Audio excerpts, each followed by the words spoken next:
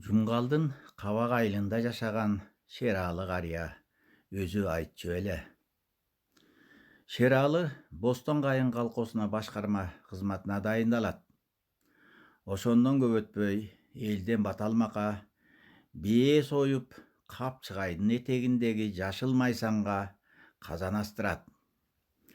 Эл чогулуп кымыз, бозо ичишип олтурушканда касиеттүү куйручук келип калат. Эт бышып калдык уке, жеп кетиңиз дешип көпчүлүк суранышат. Мейли, казандагы бышылуу ашты таштаганым болбостур. Береги башкармага да айта турган сөзүм бар деп, касиеттүү куйручук Шералыны сырдуу типтеп коет. Эт желип бүтөт. Касиеттүү куйручук башкармага кайрылат.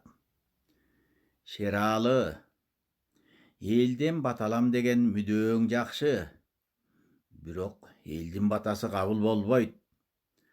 Каргам бие союпсуң. Бие дагы өзүңдүн ак малың эмес. Калкостуку турбайбы? Өз адал малыңды сойсоң болмок. Атаң көрө ай, ал дагы башың 3 жолу тозокко түшөт. Ушул сөздү айтып, атына минип жөнөп кетет. Жарыктык куйручуктун ошондо мага айтканы төп келбедиби? 3 жолу түрмөгө түштүм, деп сөзүн аяктачу Шералы карыя.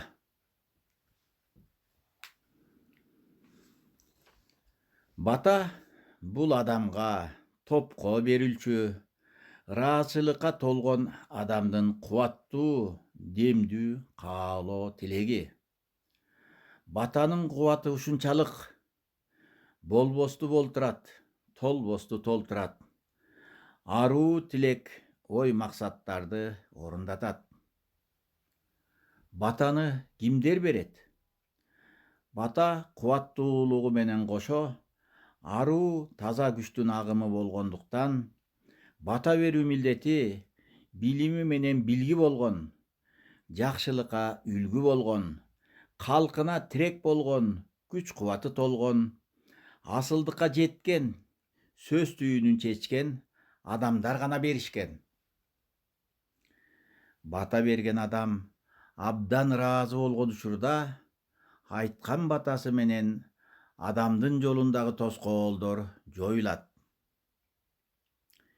Элдин батасын алган адам жакшыдан кем болбойт, жамандан арылат, туңгуюктан чыгат, тукуму уланат. Батанын маанисине жараша аткарылат.